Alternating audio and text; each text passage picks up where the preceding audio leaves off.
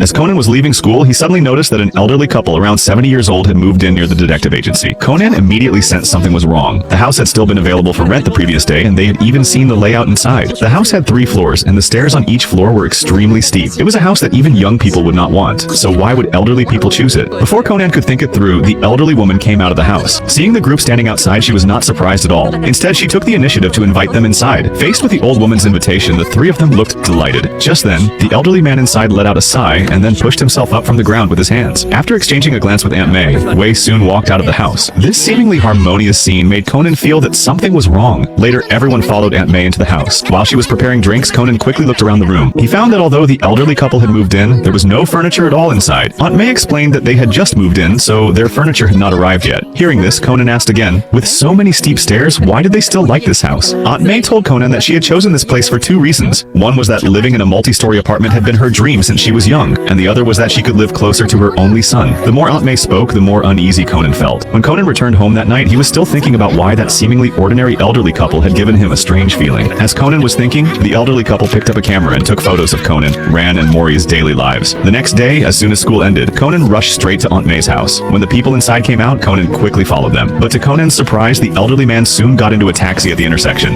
Just as Conan was worried about this, Dr. Agasa happened to pass by. Without thinking, Conan opened the door and got in. After hearing what was going on from Conan, Dr. Agasa quickly followed the taxi. During the chase, Dr. Agasa chatted with Conan. He thought it was normal for an elderly person to push themselves up with their hands. Even so, Conan still felt uneasy. When they reached the destination, Conan quickly got out of the car and followed the elderly man closely. After watching the old man enter a building, Conan followed without hesitation. As soon as he went inside, Conan saw the elderly man making a deal with someone. Before he could observe further, Conan accidentally made a noise. Realizing something was wrong, the people inside immediately threw a knife at him. Conan fled in panic. Back at the detective agency, Conan lay on the bed, still shaken, and kept replaying the scene in his mind. Just then, Conan suddenly noticed something reflecting light in the attic of the elderly couple's house. Out of curiosity, Conan quickly went up to the roof and then clearly saw a large camera through binoculars. At this sight, Conan immediately sensed danger. He suspected that the elderly woman was probably a member of the Black Organization. That night, Conan and Dr. Agasa started taking photos of the elderly couple. After developing the pictures, Conan asked Haibara to check if any of them were members of the Black Organization. But after seeing the photos, Haibara could not tell for sure because she was certain the people in the photos were in disguise. The word disguise shocked Conan immediately. Back at the detective agency, Conan fell asleep alone. However, he did not know that a dark figure had entered the house outside. Looking at the sleeping Conan, the man with sunglasses quickly loaded his gun. After a sinister smile, a gunshot rang out inside the detective agency.